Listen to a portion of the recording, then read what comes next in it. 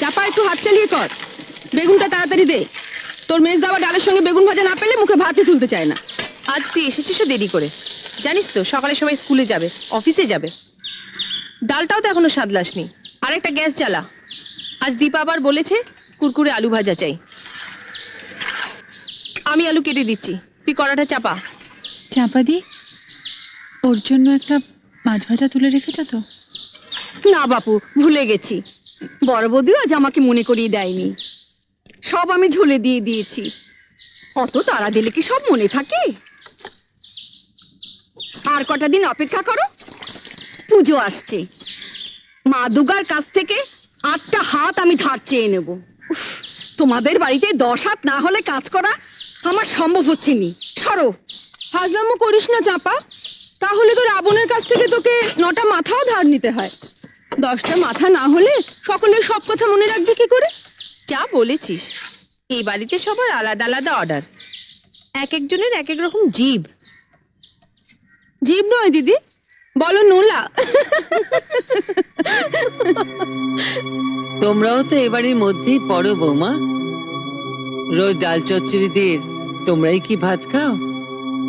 ঝোল ঝাল ঝাল দিয়ে ছাড়া তো তোমাদের মুখেও ভাত ওঠে না। আর যাদের নোলা নিয়ে এত তোমরা হাসাহাসি করছো, তারা তোমাদেরই আপনজন। জয়া মা, তুমি আর দাঁড়িয়ে থেকো না, চঞ্চলের ভাতটা বেড়ে নাও। আজ না হয় চঞ্চলকে আমি বলে দেবো মাছের ঝোল দিয়ে ভাত খেয়ে নিতে। যাও। রান্নাঘরে সবাই মিলে ঢুকলে ধাক্কাধাক্কি হবে, তাই দাদাদের খাবারটা বাড়া হয়ে যাক, তারপর না হয় ওর খাবারটা বেড়ে নেবো মা। কিন্তু আপিস তো সব একসঙ্গেই যাবে বৌমা। আপনার ছোট বউয়ের জন্য একটা আলাদা রান্নাঘর করে দিন মা, আমাদের সঙ্গে ধাক্কা ধাক্কি তোর কষ্ট হয়। আমি সে কথা বলিনি মেজদি। না তা বলনি, কিন্তু এর চাইতে বড় রান্নাঘর তো রাজা মহারাজাদের বাড়িতে হয় ভাই। ও কথা বলিসনি মেজো, ওর বাপের বাড়ির রান্নাঘর হয়তো সেই রকমই। আমাকে সবসময় বাপের বাড়ির কথা বলে খোঁটা দাও কেন দিদি?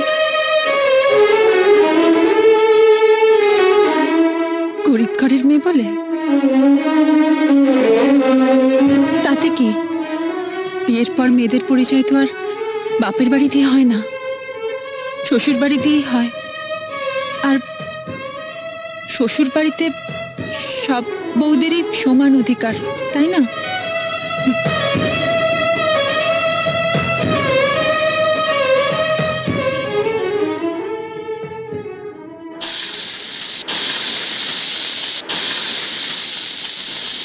চাপাতি সরো, ভাতটা বাড়ি।